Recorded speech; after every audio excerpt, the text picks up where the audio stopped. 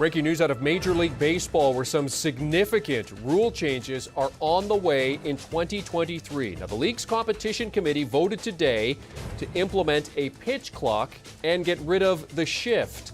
The 4 players on the 11-person committee actually voted against those changes. Now, one rule change that did pass with player support was increasing the size of the bases. They'll go from 15 inches per side to 18 inches per side. But here are the breakdown of the changes. A 15-second pitch clock will be instituted, 20 seconds when there are runners on base. Now, there are very intricate details regarding the pitch clock. You can look up the report to see exactly what those changes are going to look like.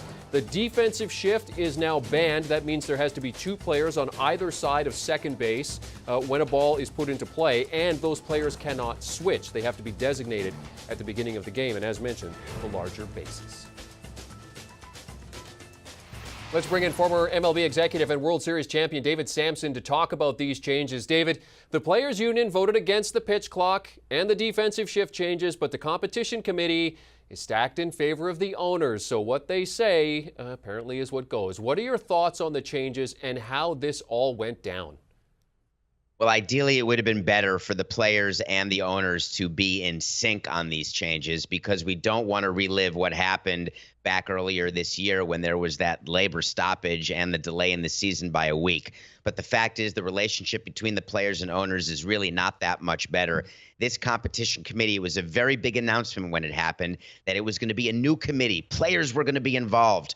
But there's 6 owners on it out of 11, and you only need 6 votes to pass. And I assure you, all 6 owners will always vote as a block.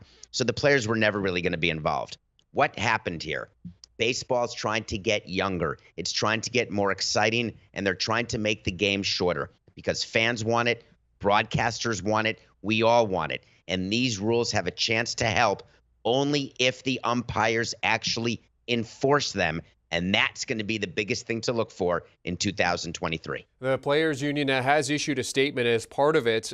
They said that Major League Baseball was unwilling to meaningfully address areas of concern that the players raised. And as a result, the players on the competition committee voted unanimously against the implementation of the pitch timer and the defensive shift. David, in terms of the changes themselves, you personally, do you agree with the changes? I think that they're enforced, I do, but I would like to point out that when I was on the competition committee before it was reconstituted, we talked about pitch clocks, we talked about banning the shift, and here's the problem. The majority of pitchers don't take 20 seconds in between pitches. I always want it to be much shorter. So this will impact a few pitchers, and the fact is when runners are on base, one thing that we haven't talked about on the full screen is the disengagement of the rubber. You cannot step off more than 3 times. And on the 3rd time, if you step off the rubber, the runner on first gets to advance a base unless you get that runner out on a pickoff. That's a big deal, and that could change the strategy from an offensive standpoint. However, the way players get paid is they're still paid by the home run, and the way managers get paid is by winning games.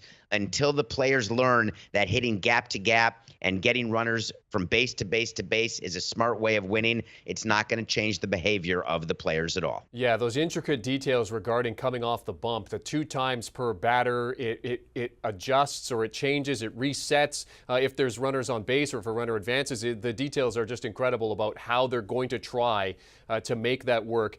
David, how much of an adjustment will this be for the players overall?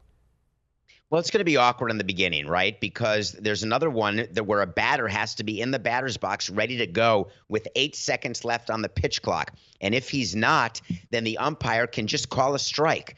I'm not sure the umpires are actually going to do that, but they may. And then if the pitch clock runs out, you can actually call a ball. But my favorite thing of all is that the shift, if players are on both sides of second base, but then when the ball is thrown, when the pitch is made, the players start moving around like whirling dervishes, guess what happens?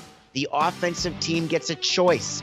They can say, we'll take the result of the play, or they get to say it's a ball to the batter. So can you imagine during a game, bases loaded and there's a sacrifice fly, but you're down 2 runs and the defensive players move?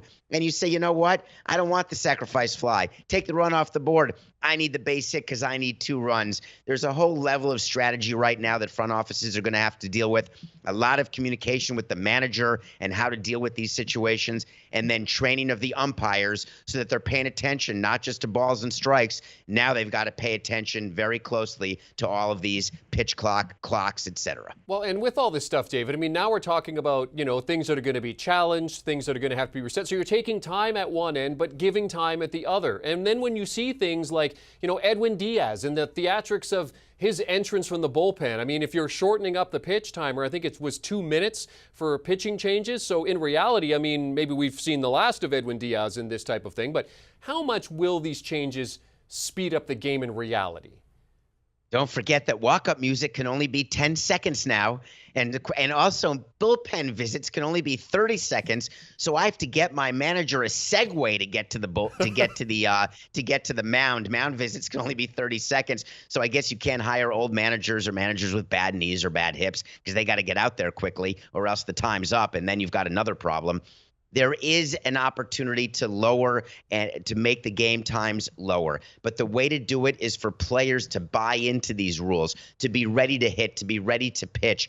That's what does it. And the problem is we've already seen the union come out and say, we are not excited about these changes. We don't agree with these changes, which means they're going to be very difficult in terms of following these rules, and then it goes back to the umpires enforcing them. So it's going to be very, very ugly in the beginning, but eventually everyone will get used to it, sort of like a web design change where you don't like the change and then you get used to it and can't remember the previous one. So I feel like the changes will be okay, but game times will not decrease unless batters and pitchers work faster, period, and faster than the amount of time that they're given now. David, you mentioned the umpires and the responsibilities that they're going to have. There has been a lot of focus on the umpires this season in terms of calls that are missed, calls that have gotten wrong. How far away are we from Robo Umpires making an appearance in Major League Baseball? So that's the word that everyone's using is Robo Umpires. So I'm picturing like Will Smith and Bridget Monahan and iRobot and, AI people going up there. I don't think we're going to have that. There's always going to be an umpire behind the plate. But what I'd like to see is the technology in place that's used in tennis that we see every day at the U.S. Open right now, where it's immediate. When a ball's on the line, even by a millimeter, you see it and you see it quickly. And that technology exists where you can have an umpire hear the ball strike call. There can be a buzzer, and the umpire can make the call as either a strike or a ball. And I'd like to see that sooner rather than later. There is an umpires union to deal with. So my prediction is 2025. Before we see that. There is one umpire position on the competition committee, as David mentioned, 4-player positions, and 6 for the owners. Former MLB executive, World Series champion David Samson joining us to discuss the rule changes coming for baseball in 2023. Going to be some big adjustments that are going to have to be made. For more from David, certainly on this topic and plenty of others surrounding the game of baseball and everything else, be sure you're checking out Nothing Personal with David Samson. You can watch the show live on YouTube, or you can download and follow the podcast wherever you get your podcast on. Do you want a sports network that delivers everything that matters about the game? The highlights, the picks, the instant analysis, no yelling, no fake debates, no politics. Hit the subscribe button and never miss a moment.